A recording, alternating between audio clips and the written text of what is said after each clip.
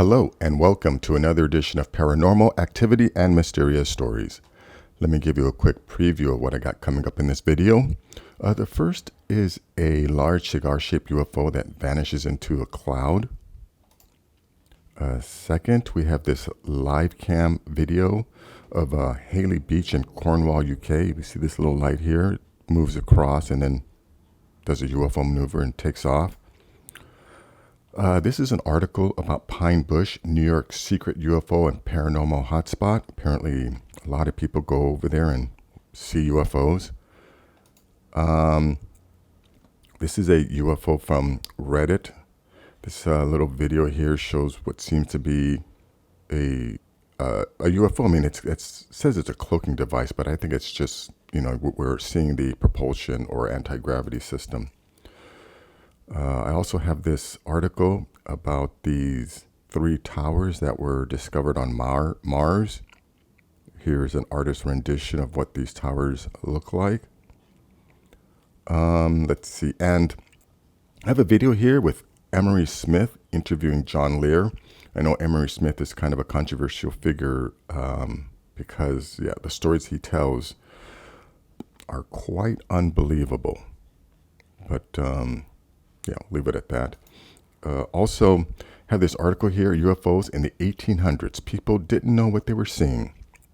Yeah, it just goes back to, what I believe, that all of these crafts are not coming from different galaxies, different dimensions. We have been seeing these UFOs for literally thousands of years. There's cave paintings. So I'm a firm believer that we're not alone on the planet, that most of the UFOs that we have been seeing, especially like since the 1800s, are our neighbors.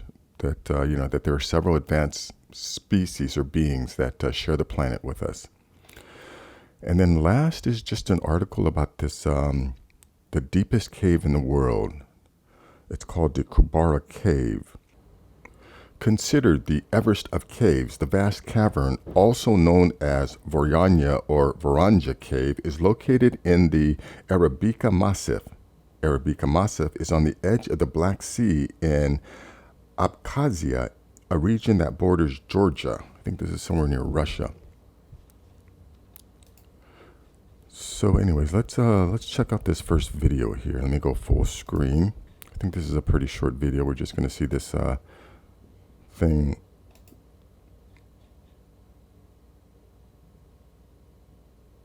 Oh yeah, here we go. Here we see this little object here, and then it just disappears into the clouds. Another shit. Would that be considered cigar shaped?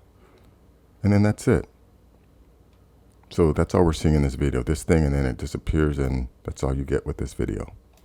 I'll leave a link in the description. Let's see. Let's go to this one here. Now, like I said, we see this one here. Let me start at the beginning here.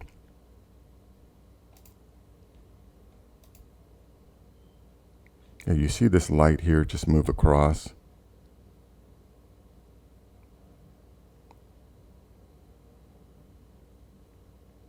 Right, then it just sits here for a while until, let me just jump to when it makes its move.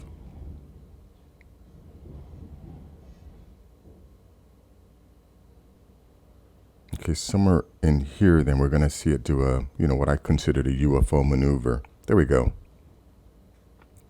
You see a drone or a bird, wouldn't do that. That's what I call a UFO maneuver, and kind of tells me what, I think this video is real. Okay, so let's check out this one here. UFO Insight. We have examined before the mysterious and intriguing UFO sightings of the early 1980s in the Hudson Valley, New York, and how these sightings are still happening today. However, while Hudson Valley is perhaps one of the first places that might come to mind when thinking of UFOs and strange activity in the state of New York, it would appear that the true epicenter of such bizarre activity is the apparently typical and quiet suburb of Pine Bush. Indeed, while the locals are happy to talk about their latest strange sightings, such is their normality to Pine Bush residents, outsiders regularly travel to the area, risking and receiving fines for trespassing in order to catch a glimpse of these apparently otherworldly visitors and to investigate for themselves the multiple conspiracies connected to the region. You see here when they say apparently otherworldly visitors, again, I think this is all part of the brainwashing. They keep trying to make us think that because we see something strange that it has to be from another planet. Even though people have been seeing these things for a long time, it might be that they're not from another planet, that they're all from this planet. Let me turn the, I don't think we need the audio here.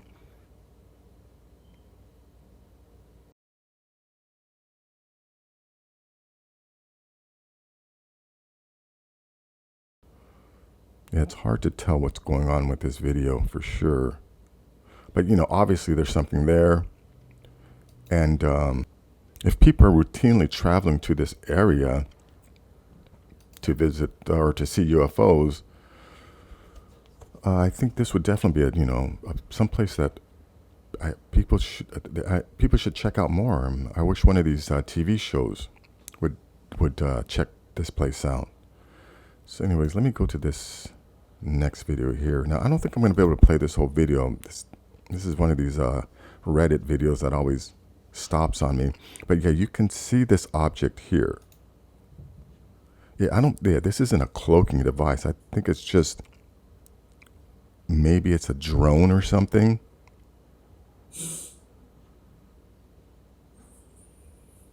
Yeah, and this guy's camera work is horrible. And he's one of these guys that has these cameras that, that gets these black bars on the side. Wow, I wish there was a simple solution for that. Anyways, that's going to be it for this video. You can see this. I'll leave a link in the description. And now this one here, check this out. NASA published photos of alien towers on Mars and censored the images shortly after. NASA published photos of alien towers on Mars and censored the images shortly after. Recently, a set of pictures were snapped on Mars that depicted alien towers on its surface. The problem is, nowadays NASA refuses to acknowledge their existence, which might mean that they're trying to censor out their existence for some reason. This discovery was originally made by Jose Luis Camacho back in 1999, and according to him, each one of these pillars is at the very least 3,500 to 5,000 feet tall. In case you didn't know already, this would make these Martian towers twice the size of the largest structures that humanity has ever made for themselves. So this is an artist's rendition of what these towers look like. These towers were originally discovered in a region known as Terra Meridiani, which ended up being the first region that NASA chose to displace their rover in. Yeah, that's kind of interesting. I don't think it's a coincidence that this is, out of the entire planet, this is where NASA decided to land, to check out these towers. As mentioned previously, shortly after this discovery was made, NASA made these pictures disappear altogether to hide the truth, presumably. Let's see.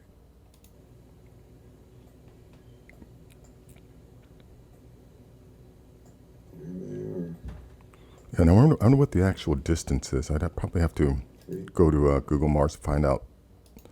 My next video, I probably will do that. I'll go to use Google Mars and see if I can get the actual distance. Now, two objects two points.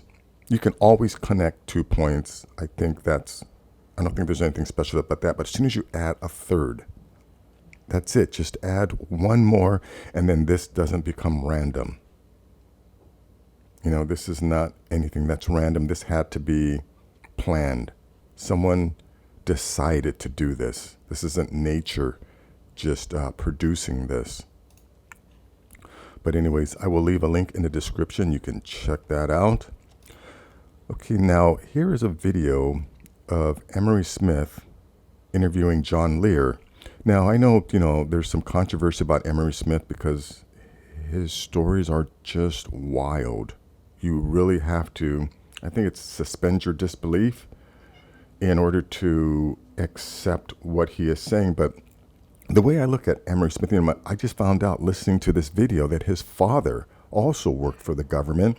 So to me, Emery Smith is a legacy employee, and same thing with John Lear. I think most people are aware that this guy's father invented the Lear jet. So, these guys are definitely connected to the government or have ties to government agencies. Yeah, now that I know that Emery Smith's father also worked for the military or worked for the government, I kind of see him in a different light.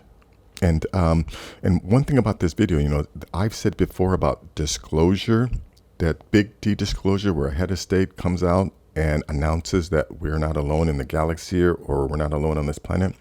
It's never going to happen because there are too many legalities. There's too many legal issues that would come about if someone from a head of state formally announces that we're not alone.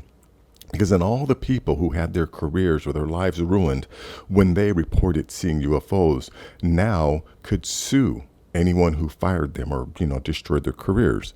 Like I've said before, disclosure is happening organically with people like me, with like these types of videos, with movies, Unacknowledged, The Phenomenon, Ancient Aliens, the series. I mean, every night of the week on a cable channel are television shows about UFOs.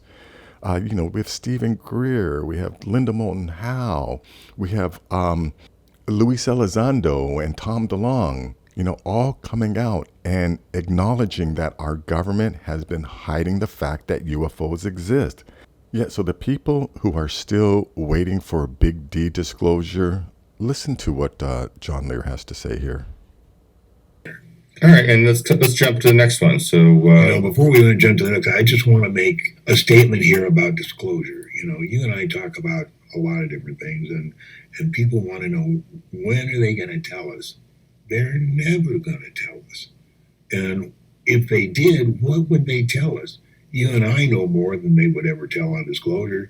A guy that, read most of his stuff that comes out, in the bookstore would know more than they'd ever tell us. So why would you want, the Pentagon to say, okay, we're going to have a disclosure here? What would they tell us? Nothing, nothing that we couldn't know. But then again, you and I are sitting here talking about disclosure and informing people what's really going on and telling the truth as far as the government. Exactly. This is disclosure. Now, I know that some people think that Emery Smith is full of it. I'm not going to, again, I have a hard time believing some of the things he says too, but there have been too many times where I thought something wasn't true, ended up being true, and, and the opposite, where I thought something was true, ended up being completely fake. I've been fooled before, so I can't, I admit I'm in no position to, determine whether someone is right or wrong. I can tell you my personal feelings. Yeah, I want to believe Emery Smith again, because now that I know that his father also worked for the government. To me, this is disclosure, people. Yeah, John Lear just said it. It's never going to happen. Little D disclosure is occurring right now with people like me, with me presenting these videos. We're talking about disclosure on the internet. So to people who are still waiting for a big D disclosure, you're just going to keep waiting. And at this point, I think you have to acknowledge that if you're still waiting for a parental agency or a government agency, someone that you think has more authority than you to tell you what you already know, that means you're institutionalized. That means you have a sheep brain. That means you can't think for yourselves. So just open up your mind and realize disclosure is happening. We're not alone in the galaxy. We're not alone on this planet. Our government lies to us. So get over it. Let's move on to this next one. UFOs in the 1800s. People didn't know what they were seeing. In July 1868, residents of Copiano, Chile, observed an unidentified aerial construction fly overhead. It was described as having shiny scales and making a noise like a machine. A dramatic account from the summer of 1883 was published in the West German magazine Der Stern. According to the report, all the children and the teacher in the public elementary school at Cigar saw in the sky two fiery balls the size of full moons traveling side by side, not very swiftly, from north to south on a clear and sunny day. Yeah, I'm kind of getting tired of saying it, so I'm not going to say it, but we're not alone on the planet, folks. Okay, now this last article here caught my attention because, there was an article that said that these types of caves aren't formed naturally, and that this is most likely formed by aliens as entrances into their underground caverns. Now, I'm a firm believer, that we're not alone on the planet, but I don't think these were formed by aliens. I think these were completely naturally formed. This is a natural formation. With a staggering depth of 2,197 meters, 7,208 feet, Krubera Cave is the deepest known cave in the world. To put that in perspective, imagine 6.5 Eiffel Towers stacked on top of each other underground. Considered the Everest of caves, the vast cavern, also known as Varanya or Varanja Cave, is located in the Arabica Massif. Wow, check out the photographs of Krubera Cave, the deepest known cave in the world. Look at that. Yeah, and you see, when I look at these sides, yeah, they don't, the original article, again, that I said, said that, these were polished, marble polished sides, and that, that the aliens made them so that they could go in and out of their underground caverns. Well, although I believe that, aliens do live underground, I don't think they made these caverns. I think these caverns were naturally formed by natural geological processes. Wow, look at this cave system. Well, that is going to be it for this video. I think I hear some construction going on around me, so I'm going to end this video here. If you like this video, please give this video a thumbs up. Please share this video. And if you're new to the channel, please subscribe. I'll have more things like this. Take care.